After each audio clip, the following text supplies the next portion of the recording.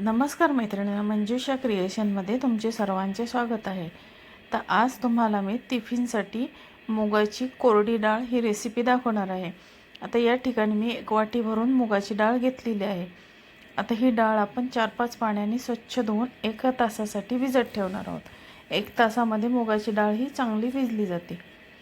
चला तर मग आता आपण ही डाळ स्वच्छ 2-3 पाण्याने धुवून घेऊ आणि त्याची भिजत ठेवूया। आणि आता आपण ही डाळ भिजत ठेवलेली आहे आता यामध्ये आपल्याला काय काय वापरायचं आहे तर बघा, या ठिकाणी हिरवी मिरची, आलं, लसूण आणि कोथिंबीर मी घेतलेली आहे। आता हे आपल्याला सर्व याचा ठेचा बनवून घ्यायचा आहे आणि हा ठेचा थोडासा आपल्याला जाडसरच बनवायचा आहे। तर चला आपण आता एक छोटं मिक्सरचं भांडं घेऊया आणि मिक्सरच्या भांड्यामध्ये हे सर्व मसाले आपण टाकून घेतलेले आहेत आणि आता याचा आपल्याला ठेचा बनवून घ्यायचा आहे। आणि हा ठेचा थोडासा आपल्याला जाडसरच बनवायचा आहे, जास्त बारीक बनवायचा नाही। आता आपण याचा ठेचा बनवलेला आहे आणि आता आपली डाळ सुद्धा भिजलेली आहे।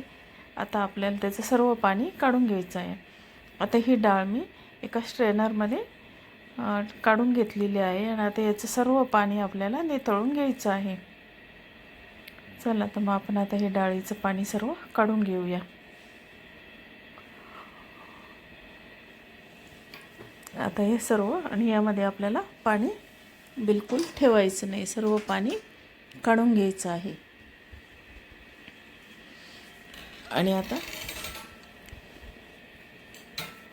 गॅसवर मी एक पॅन ठेवलेला आहे आणि आता आपण या कोरड्या भाज्यांसाठी नेहमी पसरट पॅनचाच वापर करायचा आहे।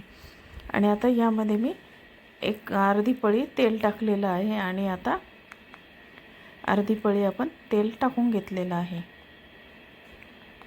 आणि यामध्ये आपलं आता फोडणी करत आहोत। फोडणीमध्ये आपण 1 चमचाभर आपण जो वाटून घेतलेला आहे ठेचा तो टाकलेला आहे 1 चमचाभर। आणि आता हे व्यवस्थित आपण सर्व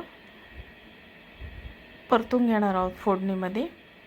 आणि थोडासा हिंग टाकलेला आहे आता फोडणीमध्ये, थोडी हळद आणि 1 छोटा चमचा भरून लाल मिरची पावडर आपण त्यामध्ये टाकलेली आहे। आणि आता तुम्ही तिखट मसाला हा तुमच्या आवडीनुसार कमी जास्त करू शकता। आणि जी भुजलेली मुगाची डाळ आहे तर ती आपण त्यामध्ये टाकून घेतलेली आहे। आता बहुतेक वेळा कधी आपल्या घरातली भाजी संपलेली असते, म्हणून टिफिनला द्यायचं काय हा विचार आपल्याला पडतो, त्यावेळेस अशा पद्धतीने आपण ही डाळ तयार करून आपण टिफिनला देऊ शकतो। तर चला आता यामध्ये आपण मीठ टाकणार आहोत आणि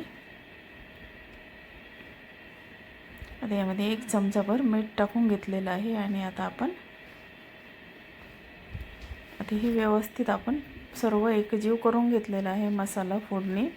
आणि आता आपल्याला हा फक्त 5 मिनटं ही आपल्याला परतून घ्यायची आहे, कारण आता ही डाळ भिजलेली आहे तर ती शिजायला वेळ लागत नाही। तर बघा मैत्रिणींनो, आपली आता ही डाळ रेडी झालेली आहे आणि आता आपण ती सर्विंग बाउलमध्ये सर्व केलेली आहे आणि टेस्टला सुद्धा खूप सुंदर लागते। आणि आपण ही अशी सुद्धा चमच्याने खाऊ शकतो, म्हणजे पोळीबरोबर न खाता आपण ती तशी सुद्धा ही डाळ खाऊ शकतो। तर तुम्हाला ही डाळीची रेसिपी मुगाच्या डाळीची रेसिपी कशी वाटली, आवडली तर माझ्या चॅनलला लाईक, शेअर, सबस्क्राईब जरूर करा। धन्यवाद।